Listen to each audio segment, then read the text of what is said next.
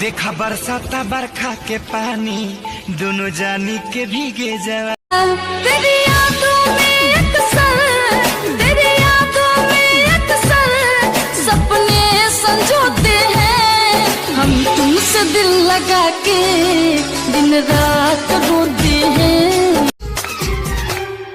ये जो तेरी पायलों की छन छन है, ये जो तेरी पायलों की है, आशिकों के दिल की ये धड़कन है।